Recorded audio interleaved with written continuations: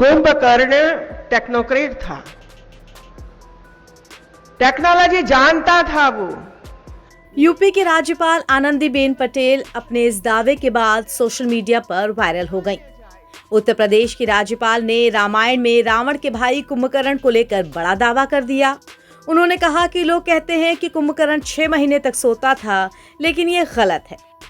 UP की राजधानी लखनऊ स्थित ख्वाजा मुइनुद्दीन चिश्ती भाषा विश्वविद्यालय के दीक्षांत समारोह में पहुंची उत्तर प्रदेश की राज्यपाल आनंदीबेन पटेल ने रावण के भाई कुंभकर्ण को लेकर बड़ा दावा कर दिया। आनंदीबेन पटेल ने कहा कि कुंभकर्ण एक तकनीकी जानकार था जो 6 महीने तक गुप्त तरीके से अपनी यंत्रशाला में यंत्र बनाता था। उन्होंने दावा किया कि ये तकनीक दूसरे देश न चली जाए, इसीलिए रावण ने उसे बाहर आने से मना किया था।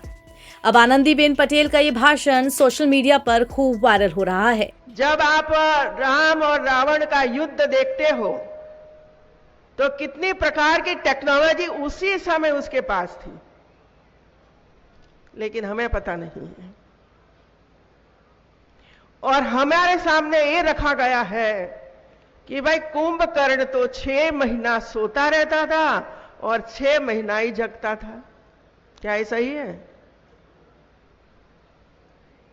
नहीं, ये सही नहीं है मित्रों। कुंभकर्ण टेक्नोक्रेट था, टेक्नोलॉजी जानता था वो, लेकिन ये टेक्नोलॉजी दूसरे कंट्री, दूसरे देश न ले जाए, इसी वजह से गुप्त तरीके से ये यंत्रों बनाता रहता था। और रावण का ये सूचना थी कि आपको 6 महीने तक बाहर नहीं निकलना है, एक काम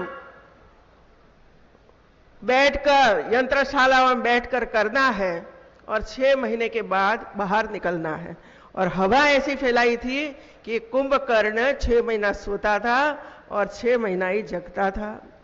अब आप सोचिए, मानव यंत्र के उपयोग करके विभीषण, रावण, ये सब राम भगवान के सामने लड़ाई लड़ी थी मित्रों।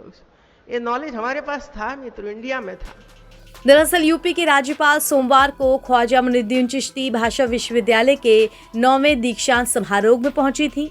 इस कार्यक्रम में उन्होंने 1430 छात्रों को डिग्री प्रदान की। इस कार्यक्रम में उन्होंने डिग्री लेने और पदक लेने वाले छात्रों को संबोधित करते हुए कई बातें कही। भारत देश की प्राचीन उन्नत तकनीक पर बोलते हुए आनंदीबेन पटेल ने हवाई जहाज के निर्माता राइट ब्रदर्स से शुरुआत की और फिर रामायण में पुष्पक विमान के बारे में बताते हुए कुंभकर्ण को टेक्नोक्रेट बताया। इस दौरान उन्होंने छात्रों को दीक्षा के बारे में बताते हुए कहा कि हमारी लाइब्रेरी में भारतीय ज्ञान परंपरा की पुरानी किताबें भरी पड़ी हैं, विद्यार्थियों को इनका अध्ययन जरूर करना चाहिए। एनबीटी ऑनलाइन की रिपोर्ट।